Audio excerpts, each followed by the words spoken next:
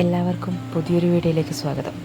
കൊട്ടിയൂർ മഹോത്സവം ഒട്ടുമിക്ക മലയാളികളും പങ്കെടുത്തിട്ടുണ്ടാവും അല്ലേ? ഞാനും പോയിരുന്നു ദക്ഷിണകാശി എന്നറിയപ്പെടുന്ന കൊട്ടിയൂർ മഹോത്സവത്തിന്. നീണ്ട 30 ദിവസത്തെ സേവിക്കലിനൊടുവിൽ ഭഗവാനെ സേവിച്ച് മതിയാക്കി ഗജകേസരികൾ മടങ്ങുകയാണ്. മഹാദേവനെ തൊഴുതു വണങ്ങി കൂപ്പുകൈകളോടെ പിന്നിലേക്കാണ് അവരുടെ മടക്കം. ഇനി അടുത്ത മഹോത്സവത്തിന് കാത്തിരിക്കേണ്ടിയിരിക്കുന്നു.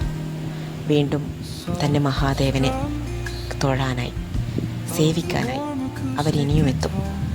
മതിയാക്കി എന്ന് പറയുമ്പോഴും നമുക്കൊരു കാര്യം കാണുമ്പോൾ മനസ്സിലാവും, അവർ പൂർണ്ണ തൃപ്തരായല്ല, അല്ലെങ്കിൽ പോകാൻ താല്പര്യത്തോടെയല്ല മടങ്ങുന്നത്. അവരുടെ മടക്കത്തിന്, അവരുടെ ചേഷ്ടകൾക്ക് ഒരുപാട് അർത്ഥങ്ങളുണ്ട്.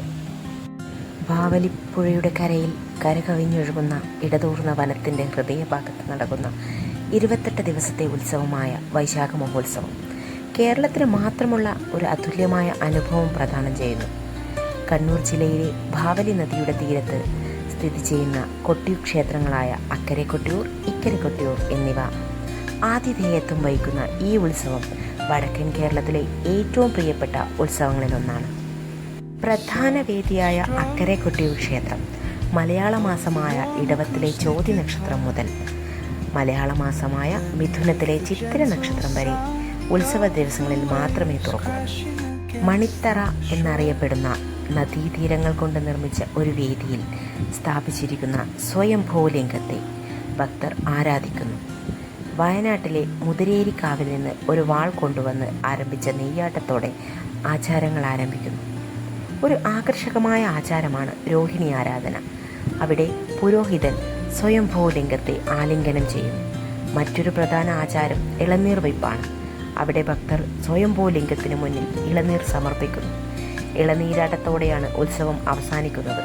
അവിടെ പ്രധാന പുരോഹിതൻ ശേഖരിച്ച ഇളനീർ വിഗ്രഹത്തിന് മുകളിൽ ഒഴിക്കുന്നു.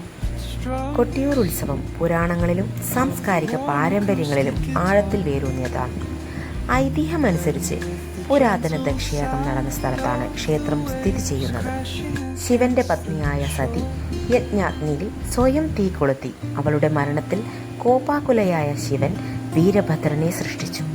അവൻ യജ്ഞം നശിപ്പിച്ച് ദക്ഷനെ കൊന്നു. പിന്നീട് ബ്രഹ്മാവ്, വിഷ്ണു എന്നിവരുൾപ്പെടെയുള്ള ദേവന്മാർ ശിവനെ സമാധാനിപ്പിച്ചു. ഇത് യജ്ഞം പുനഃസ്ഥാപിക്കുന്നതിനും ദക്ഷന് മോക്ഷം നൽകുന്നതിനും കാരണമായി. ആനകൾക്ക് പൂജകളും രുചികരമായ ഭക്ഷണവും നൽകുന്നത് സമ്പത്തിൻ്റെയും ആഗ്രഹ പൂർത്തീകരണത്തിൻ്റെയും ദേവനായ ഗണപതിയെ തൃപ്തിപ്പെടുത്താനുള്ള ഒരു മാർഗമാണെന്ന് വിശ്വസിക്കപ്പെടുന്നു. പ്രകൃതിയെയും പ്രകൃതിയിലെ ജീവജാലങ്ങളെയും പൂജിക്കുന്നതിൻ്റെ ഭാഗമായാണ് ആനയൂട്ട് എന്ന ചടങ്ങ് മിക്ക ക്ഷേത്രങ്ങളിലും നടത്തി വരാറുള്ളത്.